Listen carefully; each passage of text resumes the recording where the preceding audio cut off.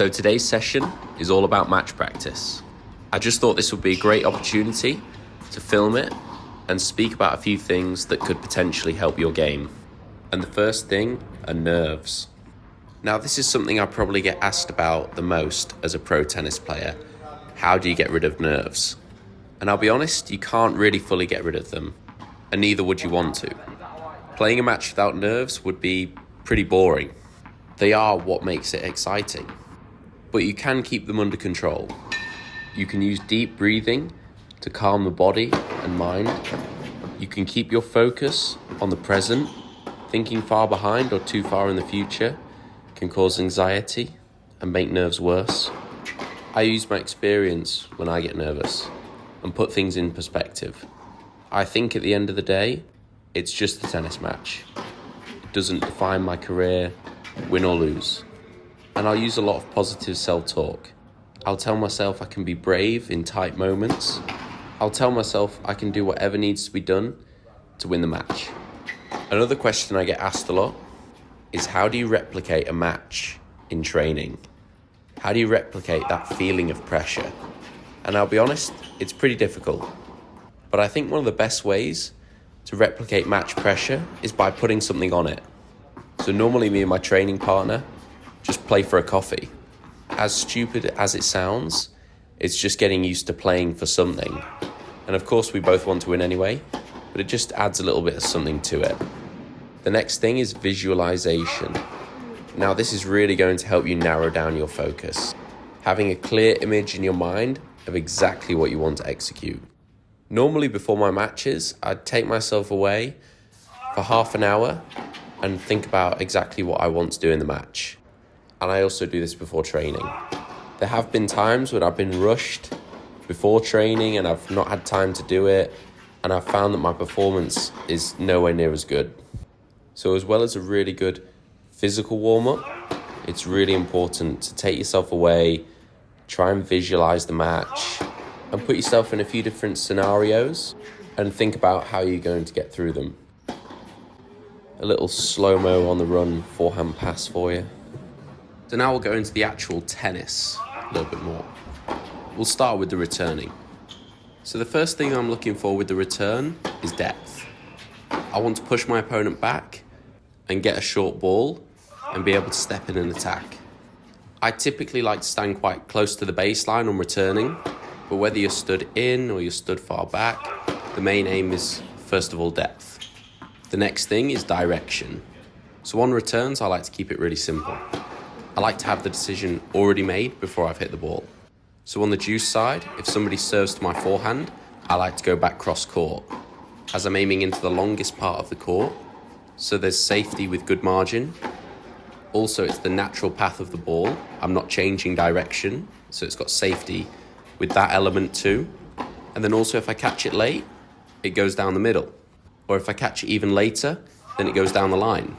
So that just really adds to that safety margin side of it. Then if somebody serves to my backhand on the deuce, I'll try and go into their backhand corner for the same reasons as the forehand. It's the natural line of the ball. There's a lot of safety if I catch it late. You get the idea. And then exactly the same principle on the ad side. Somebody serves to my forehand, I go back to their forehand corner. Somebody serves to my backhand, I go back to their backhand corner.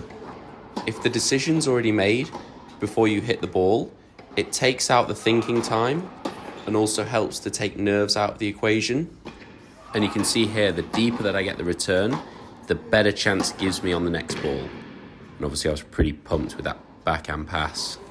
So that's just what I'm aiming for with the returning. Now obviously it doesn't always happen where the ball goes where I want it to, but it is difficult when the ball's coming in at such a high speed to be that accurate. So the main thing's depth. So now we're going to move on to a little bit of serving. I'm going to start with the feel. So my hand's always loose when I hit the serve. I try not to tense or force pace. I let my whole body generate the pace.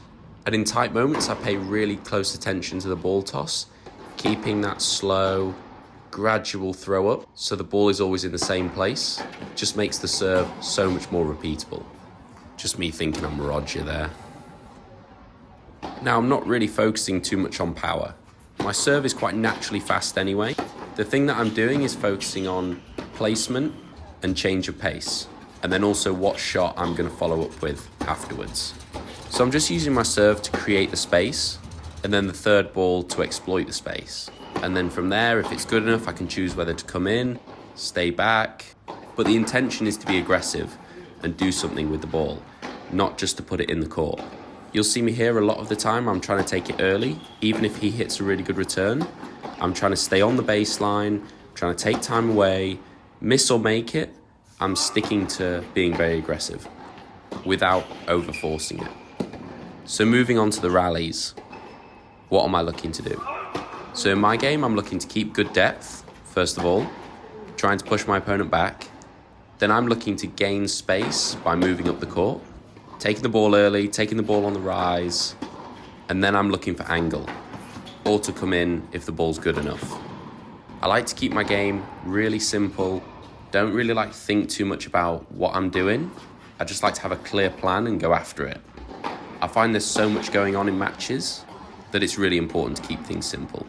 Now I will make tactical adjustments for people that I'm playing. So if they have a weaker side, I'll target that more. Or if they hide it well, I'll attack their strength first to get at the weakness.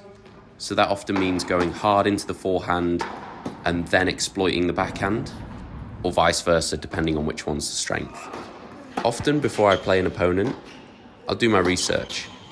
I'll look at which surface they like to play on the most, what sort of game style they have, and I'll make small adjustments to my game around that. So for example, if they play on clay a lot, I'll try and give them a little bit more slice. I'll try to stay away from really long rallies and I'll try and dictate earlier.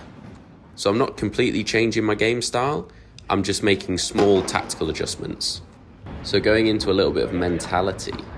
When I'm on court, I tell myself that I've got everything to gain and nothing to lose, that I'm always playing to win.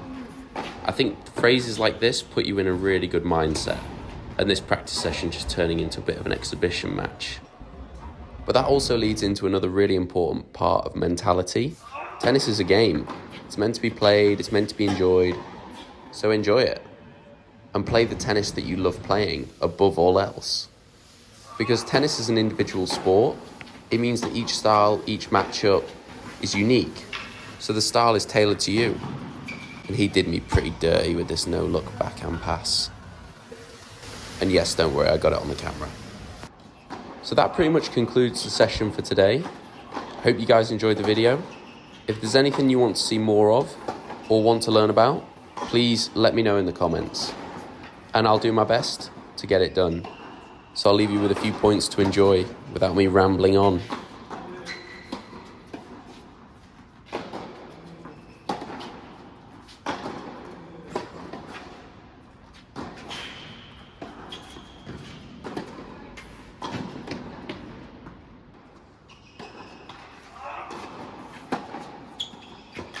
And for anyone who's wondering, I did win that coffee.